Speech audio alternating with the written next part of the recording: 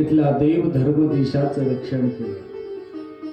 हे सगळा अधिकार, हे सगळा संस्कार जर कुठून मिळाला असेल, राष्ट्रमाता राजमाता जिजाऊ मातेची ही संस्कार विचार आहे.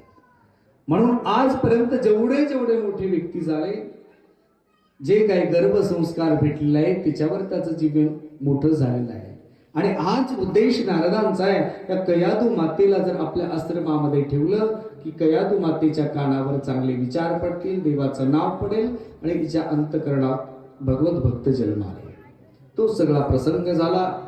भक्त प्रल्हादांचा जन्म नारदांच्या आश्रमामध्ये झाला. कयादू मातेला भक्त प्रल्हादाला घेऊन नारद हिरण्यकशिपूच्या राजवाड्यात आले. सगळा वृत्तांत सांगितला. राजा, अरे तुझ्या धर्मपत्नीला मुलाला घेऊन ते देवराज इंद्र घेऊन जाऊ लागला म्हटलं. पण इंद्राला समजून काढून तुझ्या मुलाचं आणि बायकोचं रक्षण केलं म्हणले मी. आणि हे मुलगा बस आनंद झाला. नारदांनी माझ्या मुलाचा प्राण वाचवला, मुलाला वाचवलं म्हणून. मग भक्त प्रल्हादजी लहानाची मोठे व्हायला लागले. जसे जसे मोठे व्हायला लागले, जे संस्कार पडले होते ते भगवंताचं भजन करायला, रात्रंदिवस भजन करायला लागले.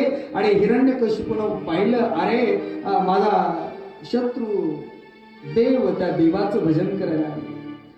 अरे दैत्यांचा राजा आहे, माझा दंड काय, देवाला मानायचं नाही, देवाचं नाव सुद्धा घ्यायचं नाही, माझाच मुलगा माझाच अंश देवाचं भजन कर. सांगितलं याला वरून पहाडावून खाली टाकून द्या. एवढा राग आला.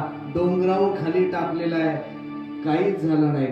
जसे खाली आले तसे पळत पप्पा पप्पा म्हणत म्हणत भक्त प्रल्हादजी हिरण्यकशिपूला. काही केलं तरी काय नाही, उकळत गरम तेल करा म्हणजे. उकळत्या गरम तेलामध्ये प्रल्हादाला टाकलं.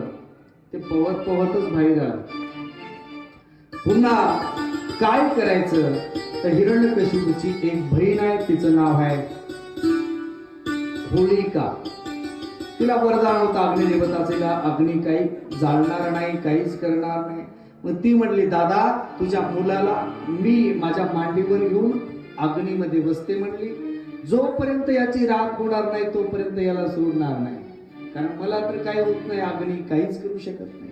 मग त्या होळीनं भक्त प्रल्हादाला मांडीवर घेतलेला आहे, बसले, अग्नी डाग दिला, जाळ मोठा झालेला आहे, तिच्यात चमत्कार घडला. जिला वरदान होतं तिची राख झालेली आहे. आणि हसत हसत भगवंताचं भजन करत करत भक्त प्रल्हादजी आले. भर सभेमध्ये सांगितलं, पिताजी वडिलांना सांगितले, महाराज मला एवढा तुम्ही त्रास दिले, डोंगरावर खाली टाकलं, उघडत्या गरम तेलामध्ये टाकलं, जाळामध्ये टाकलं, तरी मला काही होत नाही. आता तरी माझ्या भगवंताचं देवाचं अस्तित्व माना आणि पिताजी भगवंताचं भजन करा. भक्त प्रल्हादाचे हे शब्द ऐकले, राग आला. भर सभेमध्ये लहान मुलगा मला सांभाळ शिकवते. मोठ्या माणसाला आपला नातू, आपला मुलगा 4 चौघात जर शिकवायला लागला, अपमान केला, त्या म्हाताऱ्याला त्या बापाला राग येते पोराचा. अरे तू लहान दिसभर मला शिकवायला म्हणते.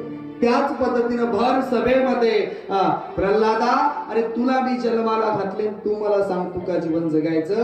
अरे देव देव काय करायला म्हणले, कोणता आहे देव आणि देव कुठे, कुठे देव म्हणला. भक्त प्रल्हाद म्हणतात, पिताजी माझा देव, माझा भगवान परमात्मा सगळीकडे आहे, सगळीकडे आहे. सांग म्हणले, या खांबावर देव आहे का. हो म्हणले, या खांबात सुद्धा देव आहे. हा दुर्जन पापी सिंहासनावरून उठला आणि त्या खांबावर लात मारली. जशी